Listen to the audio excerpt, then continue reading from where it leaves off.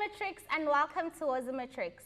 My name is Luni and I'll be assisting you to get all of your questions through to us. Today we're doing your exam prep to help you with economics. All you need to do to send your questions and comments through is follow Matrix on all of our social media pages and hit us up on our WhatsApp line. The details are on the screen. We've got an assessment for you guys today, so please download the 2Enable app for free on your app store. As always, guys, I've got a cool competition going on for you, so do stay tuned to get all of those details. I'm not alone.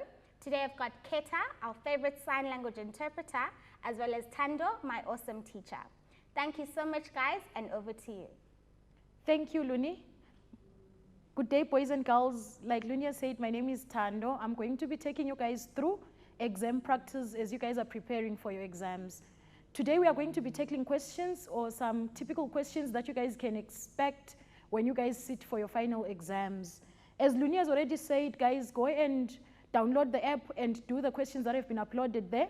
Before the end of the session, I'm going to give you guys a guide and try and attempt some of the questions that are on the app with you guys. Let's go straight into the questions that we're going to be doing today. Right? An example of a question that you guys can find on the app is if the national income increases by 200 million as a result of an investment of 50 million, what is the value of the multiplier? These are some of the typical questions that you guys can find in your final exam. Remember, guys, the multiplier question is one of the hot questions that you guys can expect to find in your final exam. Right, so go ahead and tackle this one. I'm going to look at it again before we end this session. Let's move straight to the questions. I'm going to start with questions on our matching column. Right, this is our matching column. I said earlier on when we did a presentation on exam prep that column B is where you find the description, and then column A, that's where you find the terminology. I encourage you boys and girls to read column B first, and then you go look for the answer in column A. For example, let's look at our first one. Right, it says the portion of an increase in income that is not consumed. The portion of an increase in income that is not consumed. The answer at the back of my mind is this is the marginal propensity to save. Right, let's look at column A. Right, my column A goes to the next slide. The answer there is marginal propensity to save 1.25. Then I'll write my 1.25 A there.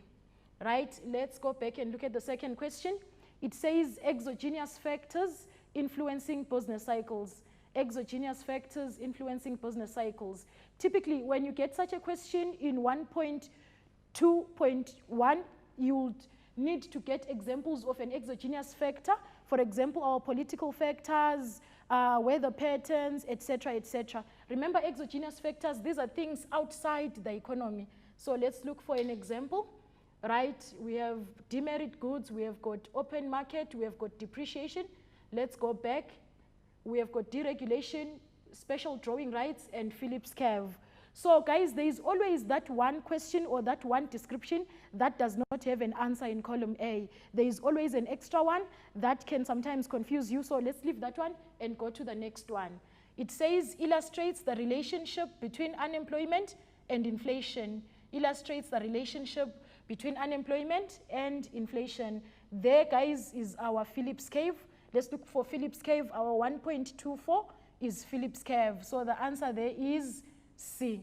The answer there is C. Let's continue. It says harmful goods, for example, cigarettes. These are demerit goods. So we are looking for demerit goods there from our responses in column A. Demerit goods is 1.26. So 1.26 is our D there. Right, we are continuing. We are continuing. Let's go back. It says a financial instrument distributed among member countries of the International Monetary Fund or the IMF to access funds. A financial instrument that is distributed among member countries of the IMF to access fund. That one is the special drawing right. We've got special drawing right under 1.23, so the answer there is 1.23 is E, right? Let's continue to the next slide on our terminology. It says the weakening of a currency as a result of market forces. The weakening of a currency as a result of market forces. We are all aware, boys and girls, that when a currency weakens as a result of market forces there, the answer is depreciation. So we are looking for depreciation there. So 1.28 is our depreciation. So the answer is F there, right? We are continuing. It's G now. The removal of rules and laws or any bylaws by the government.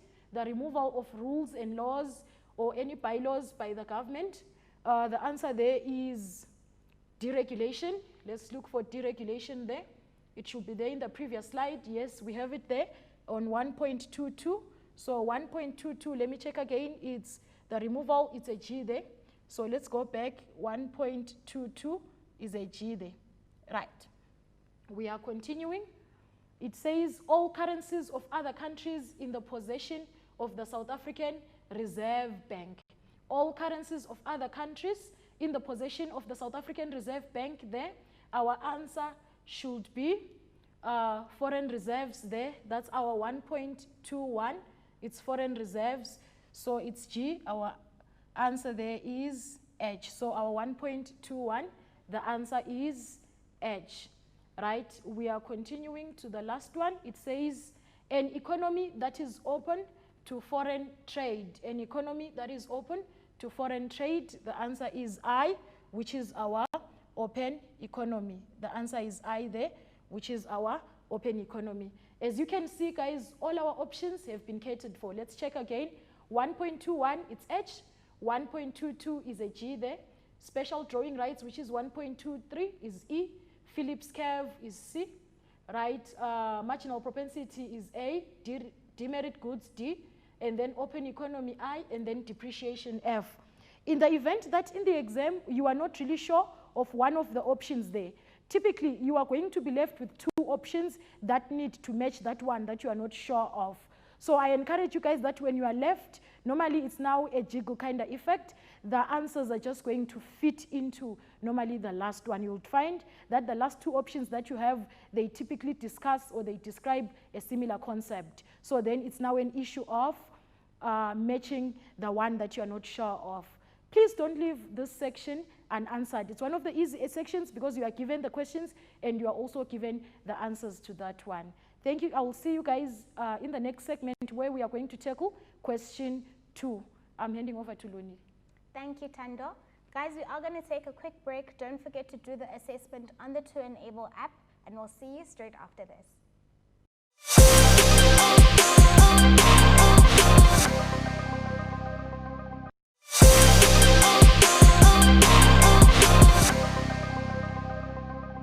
Welcome back from the breaks, Matric. If you have just joined us, we are still doing your exam prep to help you with the upcoming exam. If you're someone who's constantly running out of data, then this next competition is just for you. Wozo Matrix is bringing you the hashtag Wozo Winner competition, where 2 lucky matriculants stand a chance to win 2 gigs of data. All you need to do to enter is head on over to our Facebook page and all of the details will be there. Tando, thank you so much and over to you. Thank you, Luni. Matriculants, we are continuing with our revision segment as we are doing our revision prep for paper 1. Right now, like I said, we are moving straight to question 2, where we are going to look at an analysis of a cartoon. Then we are going to attempt the questions. Right, there we have it, guys. I encouraged you guys earlier on to say before you attempt or before you sit for an exam, you need to be updated in terms of your current affairs. You need to know who is our governor, who is our minister of finance, what is the inflation rate, all things that affect the economy as a whole. For example, you are given a cartoon there. We have got Mr. Tito Mboweni there. It says Eskom budget 2019, and then there is a dialogue there where he's saying, it looks like I'll have to revise the medium-term expenditure framework. So you are required to attempt questions from this or related to this cartoon. Let's look at our questions. So it says, our first question, it says, name any one state-owned enterprise in the country, right? Remember I said, guys, the the marks that you get per question, they guide you in terms of how you should approach the question. For example, this one says 1, and it's typically a 1-mark question there. So you need to recall and you need to remember the state-owned enterprises there, right? Let's look at the solutions there. We have got our Eskom, we have got Transnet, we have got Post Office, we have got South African Airways, South African Express, and we also have Denel there. So please don't list more than one, as the examiner is only going to mark the one. So you'll get a mark there for listing any one of those there, right? That was the first question. Let's go to the next question. It says, what is the current VAT rate in South Africa? What is the current VAT rate in South Africa? Again, guys, like I've already said to you guys, I encourage you guys to be abreast with your current affairs. As you can see that typically this is a recall question. It's not something that is related to the cartoon or something that you can take straight from the cartoon. So as you are all aware, our VAT was increased recently. You need to know what it was before, and you need to be aware of what it is now. Here is a typical question that needs you to recall there. Right, what is our VAT rate currently? Boys and girls, this is 1 marks that you cannot miss in the exam. Our VAT rate is 15% there. There is our answer. It's 15% there. Not only do I encourage you guys to know about our tax policy or our fiscal policy, but you also need to be able to link it to the effect it can have to our consumers, to the government, etc., etc. Example, typically, especially with this 15% VAT rate, the 1% increase, you might be asked in the exam to say what is the effect of an increase in VAT on consumers. Obviously, you know consumers are now going to be able to afford less goods and services, etc., etc. So you need to link and you need to be able to link that there. There is the cartoon once again to remind you what we are talking about. The next question says, briefly describe, right, the term medium-term budget policy statement. It's for 2 marks. Briefly describe medium-term budget policy statement for 2 marks there. Right, let's look at the answer there. It says the medium-term budget policy statement, it adjusts to changes in the economy since the main budget. It is based on the medium-term expenditure framework, which is our MTEF, and shares the developments to public policy that will shape the next and upcoming budgets. I'll take it again. The medium-term budget policy statement, it adjusts any changes in the economy since the main budget was uttered there. It is based on the MTEF and shares the developments on public policy that will shape the next and any upcoming budgets there. The mistake that a lot of you matriculants make is you guys confuse between the medium-term budget policy statement and the medium-term expenditure framework. Please have that key word or that one word that is able to make you be able to tell them apart. Typically, the difference or differentiating between the medium-term budget policy statement and also the medium-term expenditure framework is another typical 4 8-mark question where you as the learner might be required maybe to differentiate between the two. So you need also to keep note for that as you are studying. Right, let's go to the next slide, 2.24. It says, explain the relationship between the main budget and the medium-term expenditure framework. Explain the relationship between the main budget and the medium-term expenditure framework. The guide again is your mark allocation there, which is only 2 marks. So you need to briefly explain there. You don't have to go in detail. Right, again, there is our link. We are linking this to our cartoon there. Right, the answer is the main budget is guided by the medium-term expenditure framework, which estimates income and expenditure for a 3-year rolling period. So it says the main budget is guided by the medium-term expenditure framework, which estimates income and expenditure for a 3-year period. So basically what they've done here, or what I've done here, is I've simply explained to you what the MTEF is, or the medium-term expenditure framework there. It's a policy or it's a budget that estimates the income and expenditure for a 3-year period. Remember, boys and girls, in any part of the question paper, in section B and section C, you can use acronyms and abbreviations. You are not allowed to use acronyms and abbreviations in question 1, especially in question 1.1.3 there. So anyway, in the paper, you are okay, you are allowed to use acronyms there, right? We are moving right along. Let's look at question 2.2.5. It says, what can the government do to solve the current financial challenges of state-owned enterprises? What can the government do to solve the current financial challenges of state-owned enterprises? Right? It's a 2 times 2, meaning to say you need a minimum of 2 points there to explain. Right, now let's go to the answer. Right, you should answer your question, or you should respond to your question in full. Right, the current financial challenges can be solved by.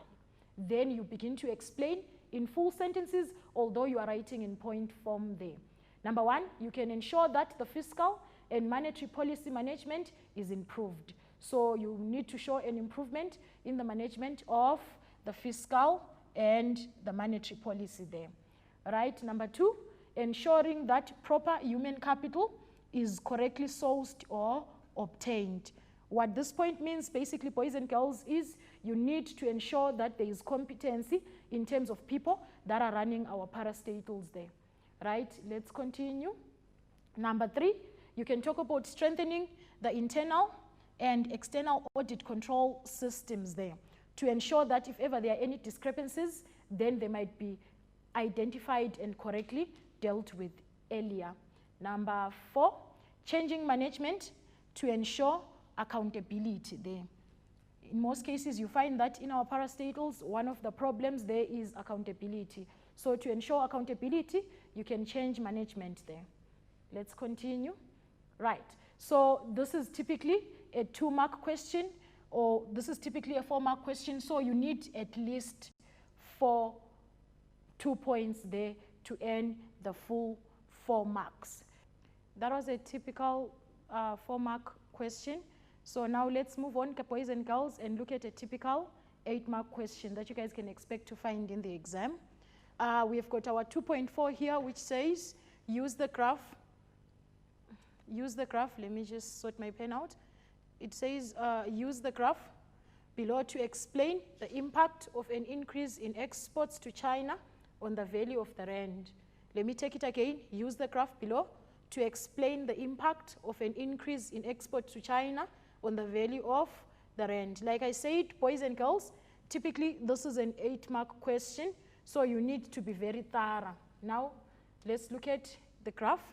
Right, we have got our graph there which says the price of the yen in terms of the South African rand. So we have got our, and then we look at the quantity of the Chinese yen there. Right, so boys and girls, initially our initial equilibrium, E1 there, or E, let's call that E, our initial equilibrium E there was when the yen, it went for 1 yen as to 2 rands at a quantity of 100 there. So it was 2 rands at a quantity of 100 there. Now, there was an increase in the supply of the yen from S to S1 there, as you can see, and our demand remained the same. Now, the value of the yen has gone down from 1 yen as to 2 rand to about 1 yen as to 1 rand 40 there. Now, our quantity has gone up there. Before we can attempt that question, boys and girls, what I need you guys to understand and what I need you guys to remember in the exam is, as one currency appreciates against another, it means the other is depreciating there. For example, as you guys can see, right, our yen is depreciating against the rand there. Initially, we needed 2 rands to buy 1 yen. Now we only need 1 rand 40 to buy 1 yen. So what it means is, the rand has gained value, the rand has appreciated against the yen there. So even in your explanation, you need also to show that you've got an understanding of the concept, to say that as one currency is appreciating against another, the other is depreciating there. Again, use the words depreciate and appreciate there to show that you understand that what's causing the decrease in the value of the currency, it's forces of demand and supply there. So you use words like depreciate and appreciate there. The mistake that a lot of you make is you begin to explain revaluation and devaluation of currencies in such a question as this. Remember, revaluation, when our currencies revalue, these are deliberate measures, and when a currency devalues there, again, those are deliberate measures. So revaluation, devaluation there, those are deliberate measures. And appreciation and depreciation there, it is due to forces of demand and supply. Right, so let's go back to the question again. It said, use the graph below to explain the impact of an increase in exports to China on the value of the rand. Now, let's look at our responses there. It says an increase in the South African exports or in South African exports to China will shift the supply curve to the right, causing an increase in the demand for the rand there. Let's go back to our diagram. Right, so what happens is the supply of the yen there has increased from S to S1 there, from a quantity of 100 to a quantity of 150. Typically, these are easy questions because what you are simply writing there or what you are simply explaining there is what you guys can see in the graph there. Our quantity or our supply of the yen has increased from 100 to 150 there. Now let's look at the second point. Now you need to explain to say this will lead to an increase in the quantity supplied of the yen from 100 units to about 150 units there. So you are getting 2 marks for the first explanation, another 2 marks for the second explanation. It's a typical 8-mark question, so you need 2 more explanations there. So let's continue. There is our graph once again to remind those probably you're just joining us to say we are explaining the impact of on the yen of an increase in exports to China there, right? So what is happening? Can you see that the quantity of the yen has increased and the value of the yen has decreased there? So let's continue. The value of the yen will depreciate. Remember I said very important, the use of the word depreciate and appreciate. The value of the yen will depreciate from 2 rands to about 1 rand 40. Right, as the value of the yen is depreciating, what it means is the value of the rand is appreciating there. So the rand is gaining against the yen there. That's another 2 marks there. Right, let's continue. Right, again, can you see our yen, the value has decreased from 2 rands to 1 rand 40 there. Remember I said you're explaining what you are looking at there. Right, the situation is to be well managed because in the long term, our appreciated currency will make our products unaffordable and exports might decline. Boys and girls, this is very important. So you need to be able to explain, to say as much as we might appreciate that the rand is gaining value against the yen, however, this will make our exports to other countries more expensive, as now people buying our goods are going to require more of their currency to be able to buy the rand, a situation that we might find unfavorable there as we need to promote exports to other countries there. Right, let's move on again. This is another 2-mark question there. The value of the rand has increased in terms of the yen. You are continuing to explain that effect there. That's another 2 marks there. Ideally, you might need to stop here, but I'm just going to give you some also possible answers or possible explanations to that there. Right. One thing that I need to also explain to you guys is normally we are used to, or we are accustomed to using the rand versus the US dollar, right? But in the exam, you can expect the comparison of our currency to all these other major currencies. We can look at the euro, we can look at other major currencies, especially as far as our trading partners are concerned, right? This is one of some typical questions that you can find there. Your explanation covers the full 8 marks there. Right, boys and girls, I encourage you guys to practice more typical 8-mark questions. You can find them on the Department of Education website in the previous exam questions. You can Google online, you can find preparatory exams from the different provinces so that you guys can be able and you are well prepared for the exam. That's it for this segment, boys and girls. I'll hand over to Luni to take us to the break. Thank you, Tando. Guys, we are going to take a quick break. Don't forget to enter the competition to stand yourself a chance to win data. We'll see you straight after this.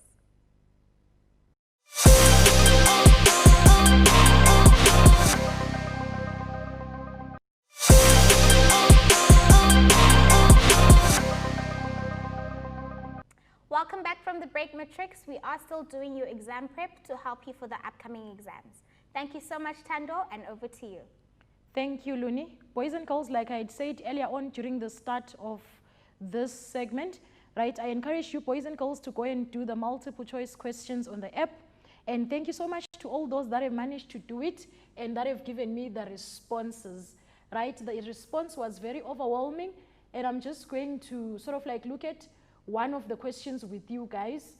Question 1.11 had said, if the national income increases by 200 million as a result of an investment of 50 million, what is the value of the multiplier?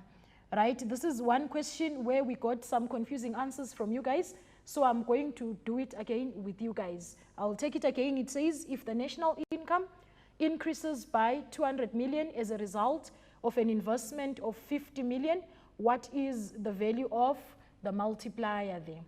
Right, so guys, our multiplier, it's our income y over our investment I there.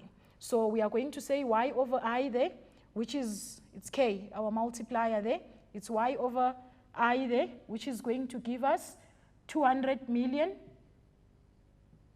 divided by our initial investment of 50 million. Take out your calculators, boys and girls.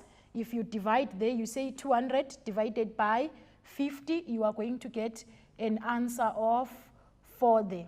So our multiplier is going to be 4 there. Remember what our multiplier is by definition. It measures how a small change in investment results in a bigger change in our aggregate income. So you need to show that in a particular economy, right, if you were to increase your investment by a particular amount, what is the resultant in the economy? What's going to happen in our economy? What are we going to record on our GDP there? So we are going to record a bigger income. So it multiplies whatever investment we increased by 4 there. So our answer is B for that segment. Our answer is a B there. Right, guys? The multiplier question is one of those hot questions that you can expect to answer in the exam. So you need to be able to calculate the multiplier in both scenarios when you are using the Keynesian model and also when you are using the example there, when you are given the example there, right? So our formula for K, remember, it's K is equals to 1 over 1 minus MP C, which is our marginal propensity to consume there, or you can use the other formula, K is equals to 1 over MPS there, right? It's important, boys and girls, that you use the formula, show you're working in the calculation. And again, if you are inputting your figures into the calculator, remember to put brackets, because the mistake that a lot of you boys and girls make is if you don't put the brackets, especially in your subtraction in the denominator there, most of you guys end up finding or getting an incorrect answer. Remember to put your 1 minus MPC in brackets there. Again, the other method is to use the Keynesian model. If you are given the Keynesian diagram, so you will calculate your multiplier K as K is equals to, remember our small triangle is change in AE over change in investment, which is J there. So it's changed, this is a J, right? Let me write it properly.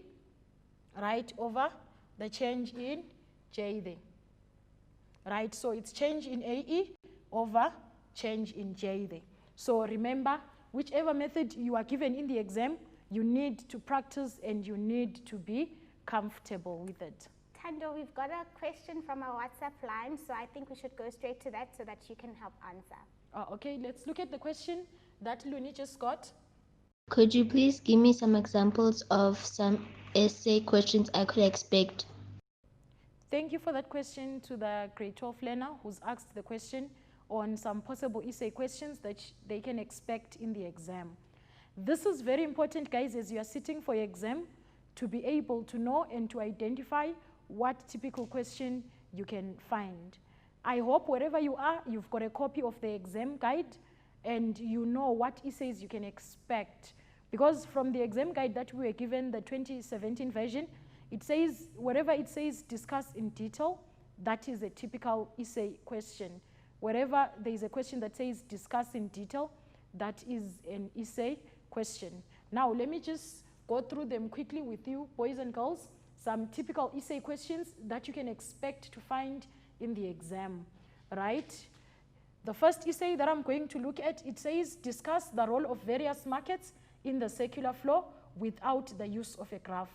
Discuss the role of various markets in the circular flow without the use of a diagram, right? So when a question says without the use of a diagram, you don't have to draw.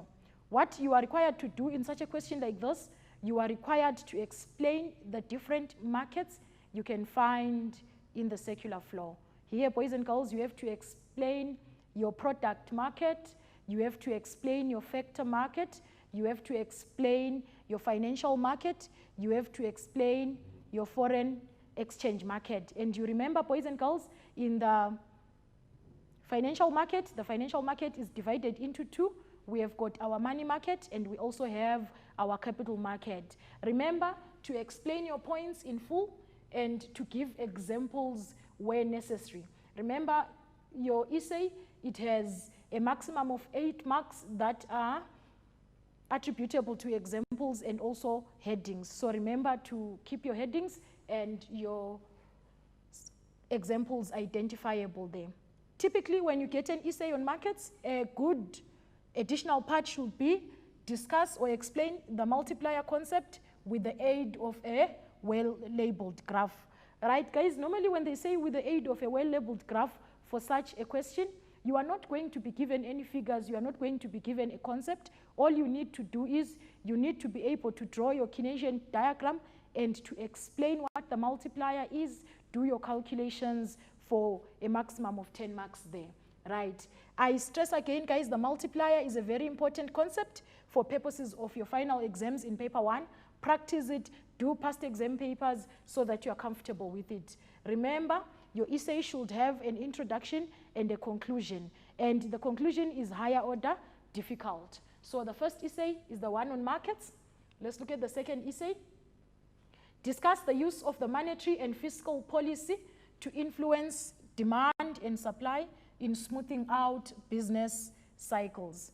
Discuss the use of the monetary and fiscal policies to influence demand and supply in smoothing out business cycles. Guys, the other way that they ask this question is when they ask you about the new economic paradigm. So it's under the new economic paradigm. You need to be able to explain the fiscal and the monetary policy and how they are used out there to smooth out any business cycles, right? In such a scenario, boys and girls, it depends on what you want to attempt. For example, if we are experiencing an expansion in the economy, then you need to explain a contractionary fiscal and a contractionary monetary policy. If we are experiencing a contraction in the economy, typically we are looking at our recession and our depression, then you need to be able to explain an expansionary monetary and fiscal policy there. Remember, bullet or use point form there again.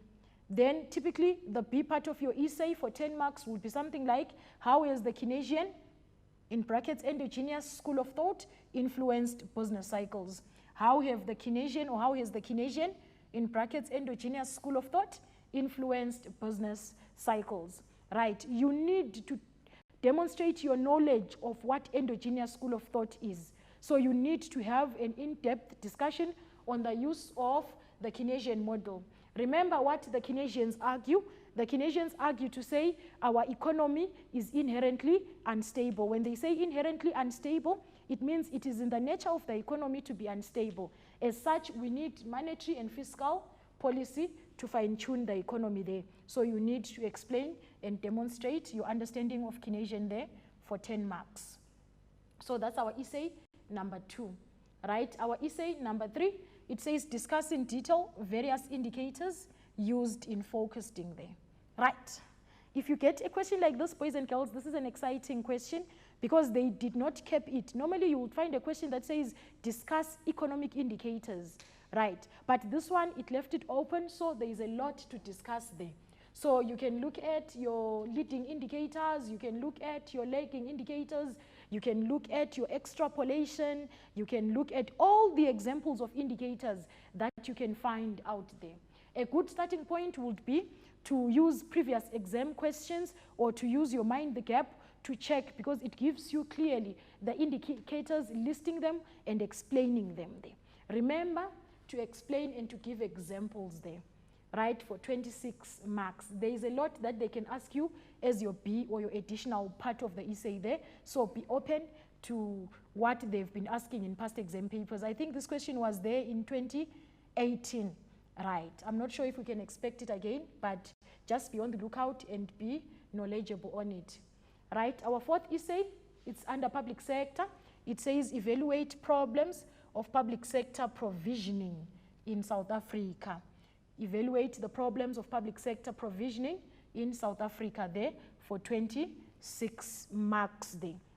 So when you get again a question like this, Mind the Gap gives you a song on how to attempt this one. It's your always eat apples, pears, peaches and pineapples. You remember the song. I'm sure your teachers have actually shown you guys the acronyms to this one. So you're talking about your accountability, your efficiency, your parastatals, etc., etc. So like I said, there's an acronym for this in Mind the Gap. Boys and girls, I encourage you guys, for purposes of your essays, I encourage you to find a way, a suitable or a comfortable method of remembering. Some sing their essays, others do acronyms, etc., etc. Whatever helps you remember. Remember, an essay is an important part of your exam, so you need to be very comfortable. Find a way of remembering an essay in the exam. One of them is or might be there in the final exam. Then outline examples of problems with regards to public sector provisioning you have observed in your own community or elsewhere in South Africa.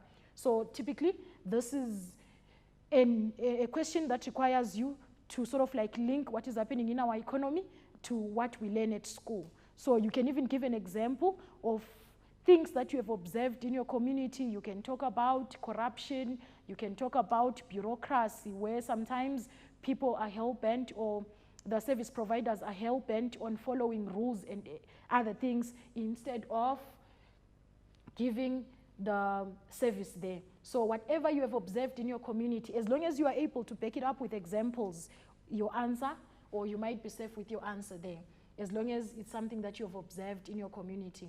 Then the next question that we have there is discuss the macroeconomic objectives of the state in South Africa's economy. So these are objectives of the state in South Africa's economy. Right, this one, guys, it needs you to be abreast with your current affairs. We are looking at things like our full employment, we are looking at economic growth, we are looking at price stability. So you would find that when you are now explaining price stability in an essay like this, you need to quote what is currently happening in the economy. State what is our inflation target, 3 to 6%. What is our current inflation rate? So you need to quote, our inflation is currently sitting at this, our target is currently sitting at this. Are we within the target or we are outside the target? So you need to be able to explain that there. And then typically for additional part, you will find evaluate the extent to which South Africa or South African government achieved these objectives now. Now you look at them one by one. Again, it's a current affairs kind of question, so you need to be able to link. What is our employment statistics sitting at? What is happening to our inflation rate? What is happening to our economic growth in terms of our real GDP, etc., etc. Then the final one is export promotion, import substitution. This one you might be asked to give reasons, methods, advantages, and disadvantages there. They normally are going to ask you either export promotion or import substitution. The 2019 paper had export promotion, so you might expect anything there. You might get import substitution, or export promotion might come again. Right, boys and girls, I encourage you to practice using past exam papers. Read instructions carefully. Don't over-answer the question. Manage your time, and I wish you guys nothing but the best. All the best, boys and girls. Over to you, Luni. Thank you, Tando. Matrix, we're wishing you everything of the best for the final exams. Please prepare yourselves well so that you can ace those exams. Send us any questions and comments that you may have so that we can assist as best as we can. Congratulations to all of our competition winners who will be announced on Facebook after the show. Don't forget you can get study material as well as check out our schedule on www.wazamatrix.co.za.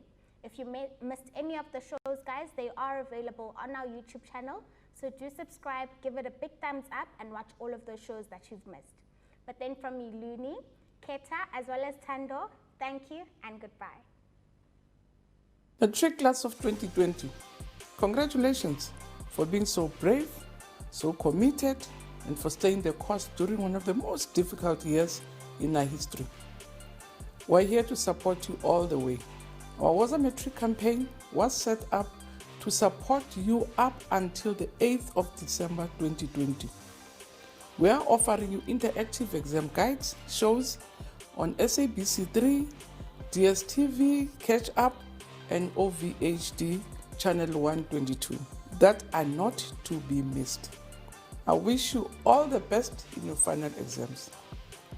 You are the hope and the future of our country, and we're so proud of you for coming this far.